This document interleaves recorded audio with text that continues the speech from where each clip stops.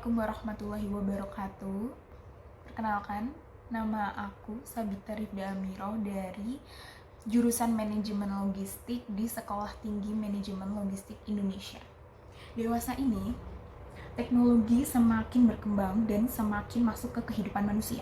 Contohnya, kita dapat dengan mudah untuk cek detak jantung, cek kadar oksigen dan kadar air dalam tubuh. Kita juga bisa manage dan mengetahui perkiraan period pada wanita. Setelah itu kita juga bisa cek tingkat stres, cek jumlah langkah pada saat kita olahraga dan pengurangan kalori yang sudah terbuang. Setelah itu kita juga bisa dapat membeli pulsa, tiket traveling, atau tiket staycation, terus mencari berita, mencari kabar-kabar terkini, terus melakukan journaling dan groceries. Itu dapat diakses dan dilakukan dengan lebih mudah dan lebih cepat secara digitalisasi.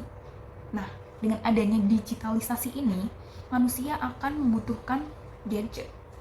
Bahkan gak hanya cukup satu gadget, pasti mereka akan memiliki beberapa untuk mendukung dan menunjang untuk kegiatan dan pekerjaannya sehari-hari. Di mana sekarang juga didukung adanya pandemi dan di mana-mana sekarang akan serba online.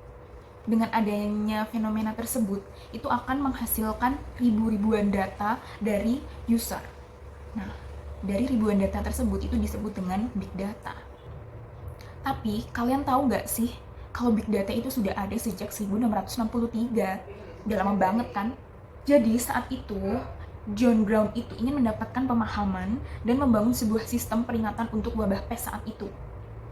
Ia mengumpulkan temuannya itu dengan menganalisis data statistik pertama dalam bukunya, yaitu Natural and Political Observations Made on the Bills of Mortality, yang memberikan wawasan besar mengenai penyebab kematian pada abad ke-17. Nah, sejak dari itu, John Brown itu disebut dengan Bapak Statistik.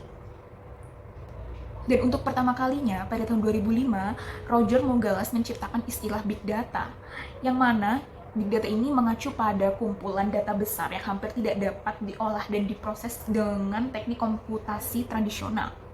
Jadi Big Data ini memiliki 10 karakteristik. Yang pertama, yaitu velocity. Velocity itu merupakan kecepatan pengolahan data yang dapat dilakukan oleh jutaan atau lebih pengguna saat ini. Nah, jadi yang kedua ini ada variety. Variety itu merupakan suatu kumpulan jenis data, data terstruktur, data semi terstruktur, dan data tidak terstruktur. Nah, untuk data terstruktur itu data yang tersimpan rapi dan tertata secara urut dan dapat diurai sehingga lebih mudah untuk proses analisis. Contohnya itu seperti data sensus, database di rumah sakit, data gaji karyawan, atau data persediaan di gudang, dan lain-lain. Nah, untuk data semi terstruktur ini, itu gabungan dari data yang terstruktur dan tidak terstruktur.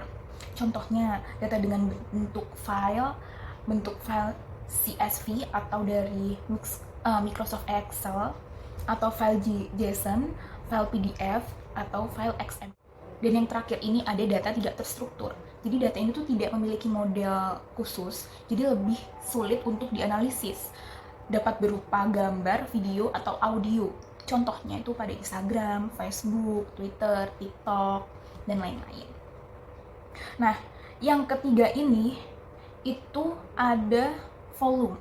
Nah, volume ini itu merupakan kuantitas data yang dihasilkan dan volume data yang disimpan.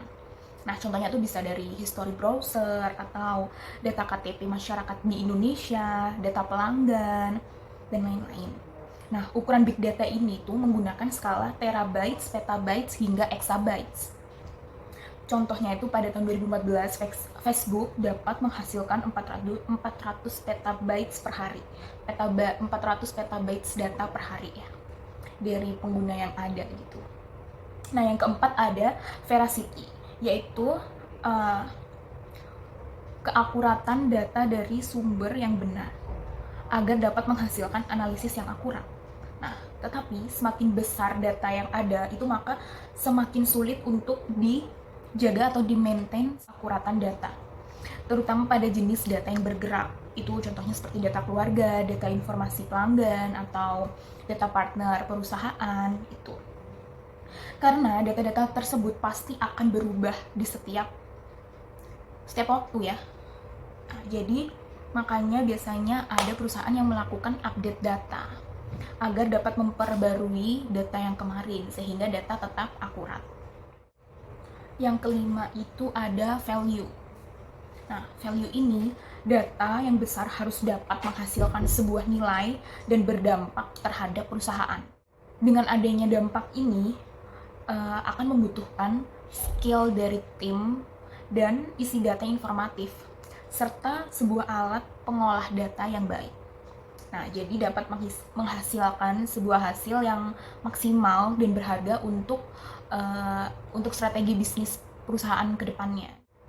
Nah, yang keenam ini ada validity. Validity ini menjaga kerahasiaan data konsumen agar dapat meningkatkan keakuratan data untuk menghasilkan analisa yang bagus. Nah, yang ketujuh ada variability, yaitu karakteristik data yang dapat berubah dan dapat berkembang secara konstan atau kontinu. Mirip dengan variety ya, cuman beda. Yang kedelapan ada venue, jadi data yang didapatkan itu dapat berasal dari berbagai sumber dengan platform yang berbeda, contohnya itu dapat diambil dari cloud gitu. Yang kesembilan ada vocabulary. Nah, suatu model data atau karakteristik yang dapat menggambarkan struktur data. Nah, yang terakhir ini ada fakeness, yaitu suatu peramalan atau ketidakjelasan mengenai kenyataan dalam informasi yang dapat menyarankan atau tidak menghasilkan pemikiran yang disampaikan, atau suatu teknik teka-teki tentang data mining yang digunakan. Sebelum penjelasan ini terlalu jauh, jadi kita bahas dulu perbedaan antara analitik data dan analisis data. Nah, analitik data itu suatu metode pengolahan data untuk membuat keputusan mengacu pada masa yang akan datang dan dapat menemukan suatu pola hubungan tertentu antara pelanggan, perusahaan, dan tren pasar dengan target yang sudah ditentukan. Nah, sementara yang analisis data itu suatu metode penjelasan hasil atau suatu makna dari hasil pengolahan data tersebut. Nah, jadi analisis itu lebih ke penjelasan dari analitik data agar dapat diterima oleh user atau pendengar. Contohnya itu jika kita ingin mengetahui perkiraan produksi pakaian pada PT Merdeka Inc. tahun 2023, maka perlunya data analitik untuk mengetahui perkiraan jumlah permintaan berdasarkan tingkat minat atau tingkat penjualan pakaian yang ada di tahun 2022.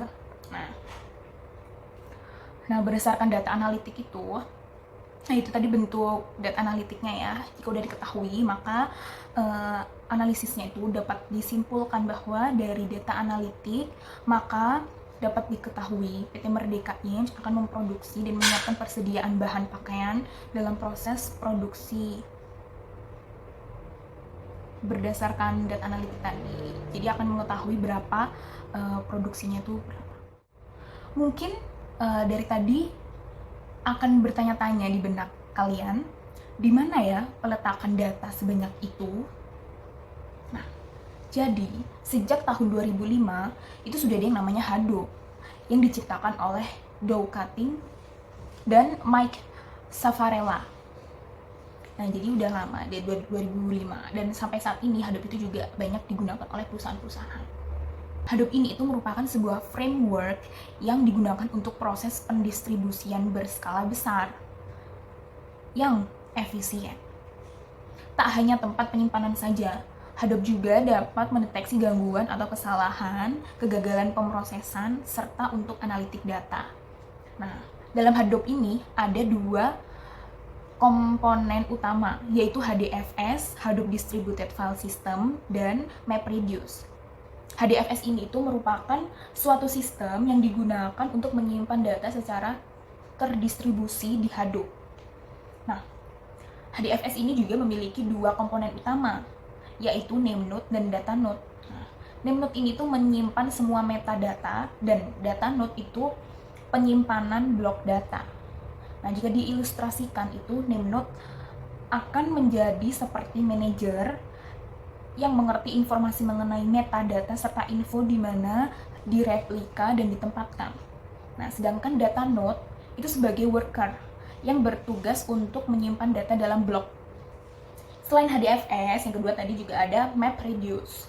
Nah, jadi MapReduce ini itu merupakan suatu teknik yang dapat memilah data besar menjadi komponen yang lebih kecil.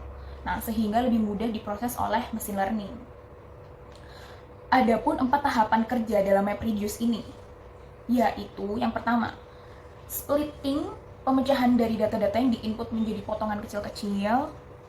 Jadi habis dari data besar itu ada dipotong jadi beberapa bagian kecil. Nah, setelah itu ada proses mapping. Yang kedua ini proses mapping. Nah, data yang telah dipecah tadi pada proses pertama, splitting, itu diproses melalui pemetaan untuk mendapatkan beragam pasangan key atau value intermediate.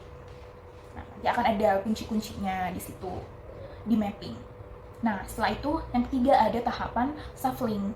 Proses ini itu mengumpulkan satu dan lebih key yang tersebar di setiap mesin yang terlibat dalam proses mapping.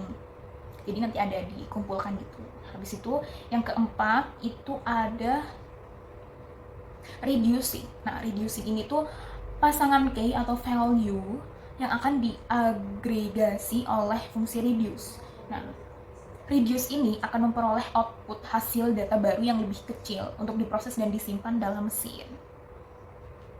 Jadi dari tadi kita ngomong panjang lebar, pasti kalian juga bingung kan, profesi apa sih yang dapat menangani big data itu? Jadi ada dua di sini, aku akan bahas dua.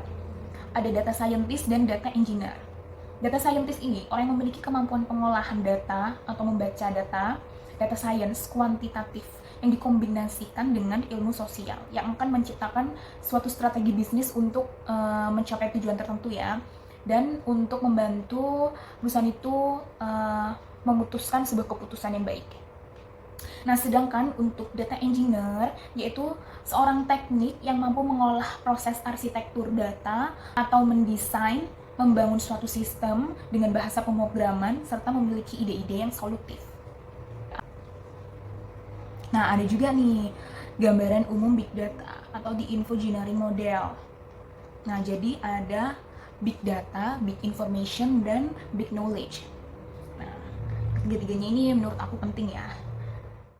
Untuk big data sendiri itu merupakan suatu kumpulan berbagai jenis data. Big data tadi kita udah bahas ya. Jadi big data itu kumpulan berbagai jenis data besar berupa fakta dari berbagai sumber. Nah, sedangkan big information itu informasi dari data dan knowledge dalam satu waktu tertentu di mana data dan knowledge akan berubah dan bertambah seiring berjalannya waktu. Dan knowledge itu merupakan sesuatu yang kita ketahui mengenai pengetahuan yang disimpan dalam otak diri sendiri. Serta untuk membangun dan mengembangkan pengetahuan di otak, itu perlu adanya informasi dan data yang lebih luas dan baru. Nah, menurut aku dari ketiga ini itu yang paling utama yaitu big data. Karena adanya big data itu dapat mengembangkan informasi dan knowledge untuk mencapai suatu tujuan dan dapat menentukan keputusan.